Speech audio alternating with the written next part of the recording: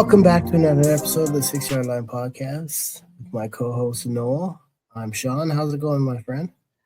It's good, man. It's good. It's Christmas week, all the festive stuff's going on, so it's always a good time, right? And we always like this time Yeah. of year, so. Well, I will confess I'm a little lethargic. I had a company lunch there. We all went to Mandarin, and you know what Mandarin does to you. It doesn't really Sean's saying he's got a food coma, is what that is. So, all right. Well, I got enough energy, I think, for both of us today because I've been on fire all day with. Yeah, it's you know what? Speaking of fire, let's get into the game of the game of the week. The game that's got all the questions. The game that I don't often go back and fully watch a game, but I actually did this week. I actually went back and more because the Packers lost to the stupid Bears this week, and I was in such a foul mood. I needed some sports to watch because I needed an NFL break. So I went and watched the Spurs Liverpool game. Obviously, a couple of red cards, a broken leg. A get out of jail free card for Arnie Slot, and again, a game just full of incidents, controversy, comments, and I don't know where you want to start. Do you want to start with the red card because the first red might card? as well. Might as well start with the first red card. That was really the only action of the first half, right? So in the 30-something minute, I should probably pull up the game stats just so I know what I'm talking about. But I saw the play, and what's his name? Xavi Simmons? Yeah. Seems to have kind of, in the 33rd minute, like I saw the tackle, and I was actually standing in the kitchen as the game was on. So I'm kind of like, I didn't think too much of it in real time, right? Because, ref gave him a yellow. I figured, you know what? Stupid, reckless tackle on him. Really not necessary, just him being stupid. And next thing you know, wait, they're VAR. And as you see it in slow motion, it looks a lot worse in real time, which is understandable because you're slowing the full movement down and you can actually see the nature of the tackle. I mean, based on the rules of the game, it's a red card, right? It's definitely a striker's tackle. Like, can I say that? I don't know what he's doing. Like, I don't know what he's doing generally because he's miles off the ball, miles off it. It made no sense. Like, and we'll get into some of the other, controversies during the game or controversies, if you want to call it that, because truthfully, it wasn't controversy. It was just players losing their ish. But it was really a moment where I don't know. I can't recall what happened prior, what got him angry, but the way he took it out on Van Dijk, like, could have been a bad injury, right? Coming on somebody from the back like that. And that's the bigger issue is that, you can lose your cool all you want, but when you potentially, your aggression turns around and potentially injures a player, that's an issue. Yeah, you know what though? I think don't get me wrong. Do they not play for? They both play for the Dutch team, right? The Dutch national team. Yes. So I don't know if he left something on him maybe in the Dutch camp recently. I don't know, and he just wanted a bit of a kick out for that. I don't really know. Like, it's hard to explain, but I watched it because obviously, I saw the replays before I actually went back and watched the whole game, and I just don't know what he's doing. And I think it was just one of those, maybe something, happened before, led up to it. He's just gone, and I think he just lunged at him. And it's high, it's up on the leg. And, at the end of the day, I think, I saw a lot of Spurs fans saying that Van Dijk got away with one last year, right? And that happens. It's one of those tackles that I think sometimes does get missed, and sometimes it is just given as a yellow. We've seen recently a lot of those kind of tackles where you've gone, well, that could be a red, that could be a yellow, and, it's not. But at the end of the day, it is a red card. They do get a VAR. They do get it sent off. And then you think at that point, Spurs are just going to collapse and capitulate and, go all Spursy, right? And they didn't. And Liverpool, and I think this is what I said this to you a couple of weeks ago. I think the problem is with Liverpool, that killer instinct, that desire to finish teams and just bury teams has gone this year. And I think that is the real encouragement to Spurs in this game, and the real thing that's missing from Liverpool this season for their title charge and title defense. It's the hunger. It just doesn't seem like it's there. There's no hunger, and for some reason we get that 2-0 lead and we just collapse. And it's always in the last 10 to 15 minutes of matches we just mentally collapse, and we end up playing on our back heel. Like we, before we get into the fact that Tottenham had 2 red cards, so it's not like we were up. It was a close game, and they were giving a great fight. We were up 2-0. And then I'm pretty sure the second red was after the second goal. But it was, there should have been no reason that Spurs were still in that game. Even before the second red, right? There should have been no reason at that point.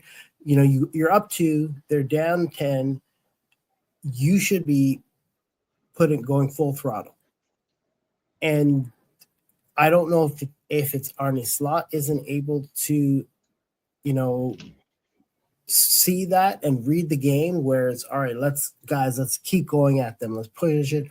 Or the team just sits back and thinks, okay, we got this.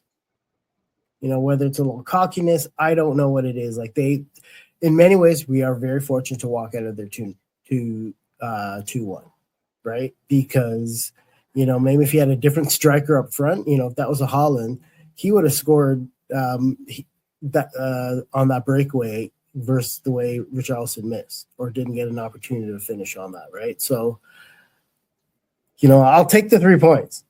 Yeah, I'm going to take it a run. I'm going to, enjoy that. But before we even finish that, let's talk on Romero. Scores. No, before we get into Romero, let's talk about the first goal. So Liverpool, comes out of the locker room. They sub in Isak, and in the 56th minute, on a very nice play, a good pass to him and a good finish, but he gets taken down quite aggressively by I don't even remember who on Spurs took Van de Ven. It's Van de Ven. A hard tackle. Scores a goal, gets injured. Now we find out earlier today that I believe it's a broken leg. I don't think it is a broken leg. Yeah, it's a broken leg. He had surgery on it today. So there goes his season, and maybe in some ways, it's a blessing and a curse. It's for you to lose him. With all the crap that Liverpool put themselves in to get him. That sucks. But the blessing is, he can have the surgery, heal himself, get ready for next season, or I don't even know how long it takes to heal from a broken leg and recover. But I would assume he'll have a better opportunity to kind of get back into it versus the way things started with Liverpool this year. So, but it's very unfortunate that he has to deal with that broken leg. But hope his recovery is quick and he has no issues during his recovery. And fortunately, they have their other striker who they signed has been banging in goals and making it a lot easier not having Isak score, not score, I should say. So Ekitike gets another one in the 66th minute, 10 minutes after Isak. And like I said, you think Liverpool would have clinched it at that point, but, of course not. Richarlison gets his in the 83rd to make it 2-1. And then Romero. So let's talk about Romero. What would John talk about? He's a red card happening to it every single game. He's just, I don't understand why he's the captain. I don't understand why I think he's the captain, right? I have no clue. He's one of the leaders in that dressing room, and I just think he's a head case. I just don't see what he's he's doing all the time. Like, he's just a red card waiting to happen. Last week at Forest, I said the same comment. Him and Porro looked more interested in getting sent off and missing a couple of games than playing. And I just, again, you watch the tackle back, and he's already on a yellow card, and you watch the tackle back, and then he gets what he wants, and then he just kicks out. And again, it's just like, and you're right in front of the ref. It's like, dude, like, take a day off. Like, have a brain. Like, I just don't I generally think he wanted the week off. I generally think he's like, you know what? Christmas is coming. Gonna get myself sent off. Here I go. Got 2 weeks with the kids. It's a bonehead red card. I don't understand. And I've said this about Romero like 1,000 times. I just don't understand what the hell the guy is doing 95% of the time. I just don't get it. You can't feel bad for him.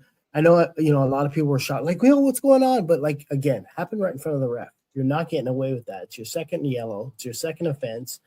It's like, you do it at a time when your team is actually, has the fight, has the momentum in the game. It's there's, I don't know how many minutes were left in injury time, but like, that's the last thing you need from your teammate, right? But that's the thing is, if I'm correct, and I should have looked this up. I think Spurs are one of the most penalized teams in the league. I don't know if they have the most yellow cards in it, but they're definitely up there when it comes to fouls and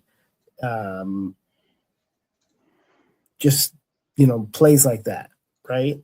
So again, I'll take the 2-1 victory, but if you're a Spurs fan, you have to think that if there's so much issues in that club, because it's like, well, that's the thing. Where do you start with Spurs at the moment? Because at the end of the day, that's what, 1 win in 10.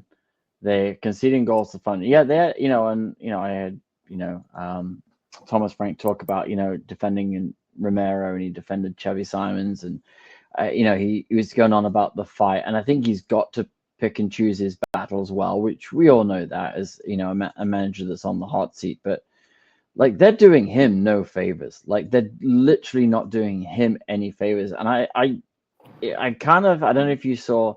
Did you see the Mickey van der Ven interview this week on Postecoglou? Like, the fact that they were just stunned that he left and that the club had sacked him. So I think there's a little bit of I think there's, if you read between the lines, I do think there's a little bit of they felt like they should have kept Ange in charge, and they brought Thomas Frank in, who now plays a different style of football, and I guess they liked playing under Ange that way.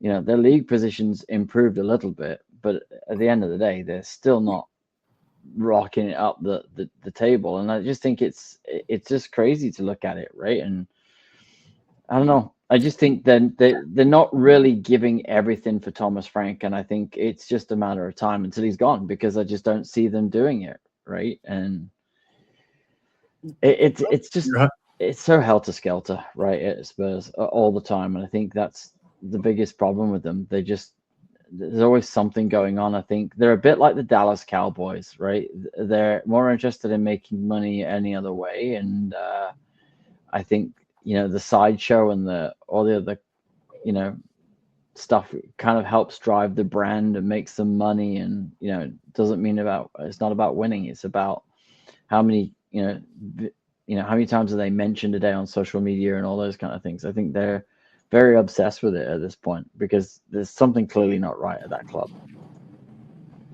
Yeah, and it definitely starts from management all the way down. So as Spurs sit 14th in the table, Liverpool move up to 5th, which is a big result for them. Thanks for watching. Don't forget to smash a like and subscribe, and leave us some comments in the box below, as always. It's a pleasure. And wish everybody a Merry Christmas, Happy New Year, and all that things, in case we forget to mention it before. Happy holidays, Merry Christmas, and all that good jazz. Take care, guys. Thanks for watching. Take care.